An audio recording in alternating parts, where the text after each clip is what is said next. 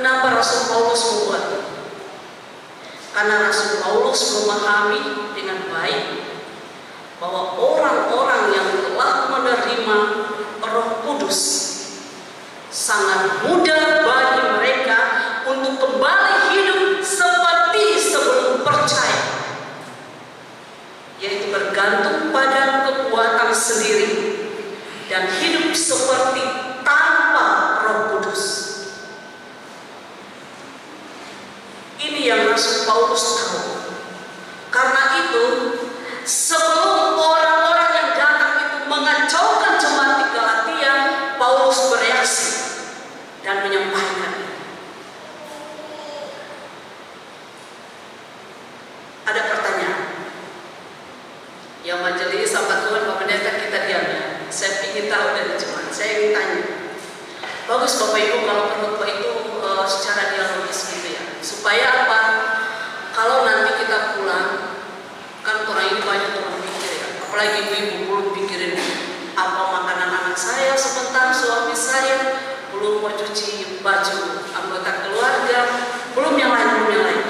Pasti lupa. Tapi kalau kita membuat sesuatu, oh iya, saya ingat dulu pendeta itu dia bilang begini, ada pertanyaan, segini yang jawab saya tahu, saya tidak bisa lupa. Pertanyaannya sederhana. Apakah kita sudah menerima Roh Kudus?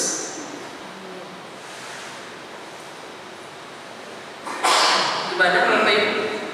Apakah kita sudah menerima Roh Kudus?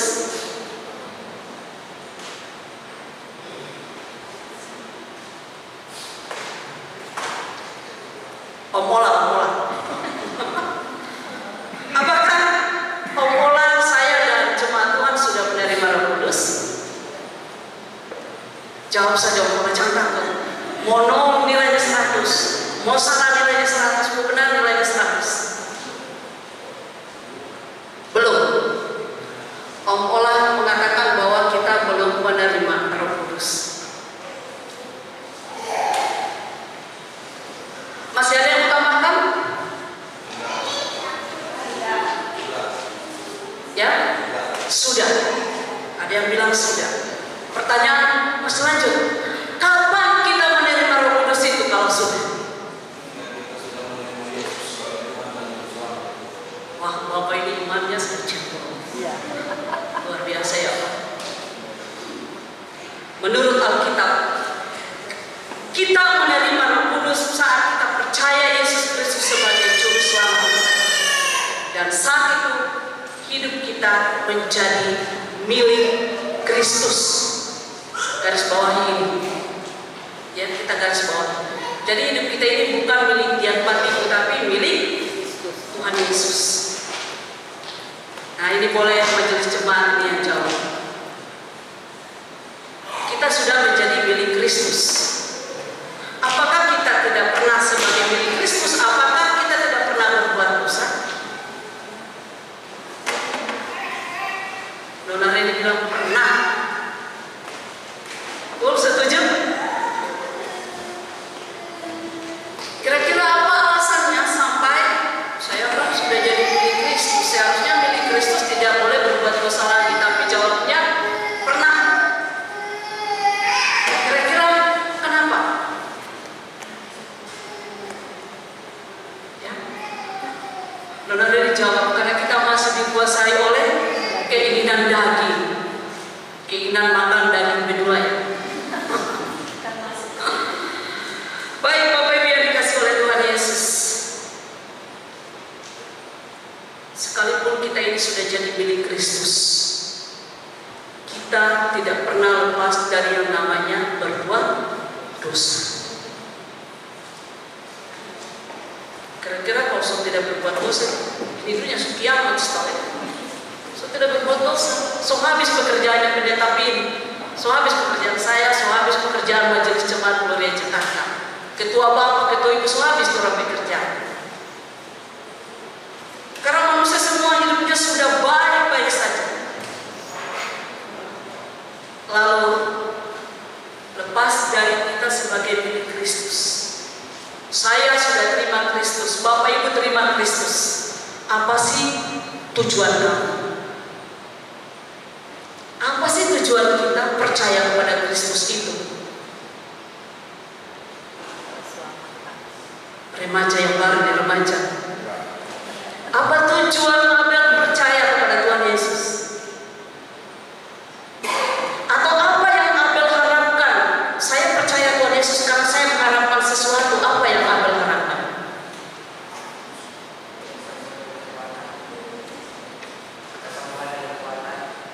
Kesembuhan dan kekuatan. Puji Tuhan. Masih ada lagi yang mau jawab? Jangan sampai percaya Tuhan Yesus tapi tidak tahu tujuannya apa. Apa harapan kita percaya Tuhan Yesus? Ada yang tahu? Ada yang bisa tambahkan lagi? Boleh umum silakan. Masuk surga, keselamatan. Tapi luar biasa iman jemaat GKSD Gloria Jakarta, luar biasa. Benar Bapak Ibu, kita semua tujuan kita percaya pada Tuhan atau harapan ketika kita percaya pada Tuhan yang karena saya mau masuk surga. Kalau tidak ngapain saya capek-capek ikut Tuhan Yesus, ya kan? Lebih baik saya ikut pendeta ini harus gitu, ya kan? Karena kita ingin hidup kita diselamatkan. Saudaraku yang dikasihi oleh Tuhan, hidup yang diselamatkan oleh Tuhan Yesus itu berarti saya dan saudara-saudara harus bertumbuh di dalam kekudusan. Hari demi hari menjadi serupa dengan Kristus, gambar Allah yang sempurna itu. Ini yang Tuhan mau. Dan hal inilah Bapak Ibu Saudara yang mau dijelaskan oleh Rasul Paulus pada ayatnya yang ke-24 bahwa menjadi milik Kristus yaitu pada saat kita bertobat percaya kepada Tuhan, maka pada saat itu kita telah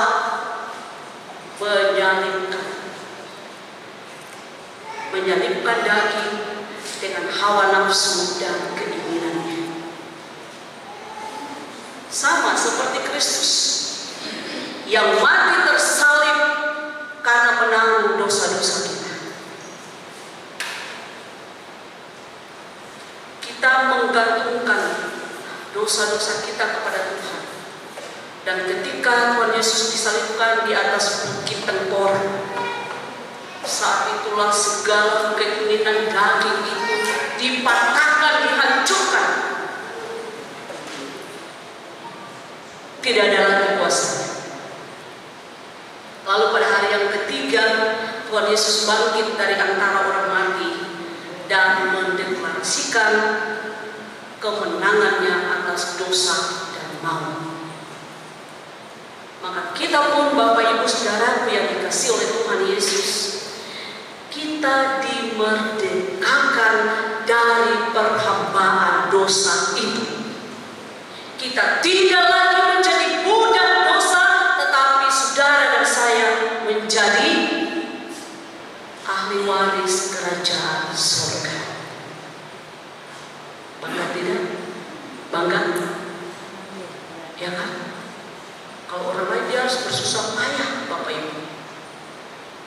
Bahkan ada aturan-aturan yang supaya hidup selamat. Kita cukup percaya Tuhan Yesus. Bapak Ibu yang dikasihi oleh Tuhan Yesus, hidup beriman kita tidak hanya sampai di situ. Tidak. Saya percaya Tuhan Yesus pasti saya selamat. Tidak hanya sampai di situ. Oleh karena itu kita perlu dituntun oleh Roh Kudus agar hidup kita ini, hidup kita yang lama dengan segala keinginan-keinginan daging itu diproses untuk menghasilkan buah roh. Ayat 19 sampai 21 di sana Paulus menjabarkan atau membuat daftar segala perbuatan daging. Perbuatan daging itu adalah perbuatan daging telah nyata, yaitu percabulan, kecemaran, hawa nafsu, penyembahan berhala, sihir, perseteruan, perselisihan, iri hati, amarah, kepentingan diri sendiri, percederaan, roh pemecah, kedengkian, kemabukan, pesta pora. Mungkin kita sesuai dengan pengalaman hidup kita. Suara. Nah, setiap hari kita perlu dituntun oleh Roh Kudus untuk mematikan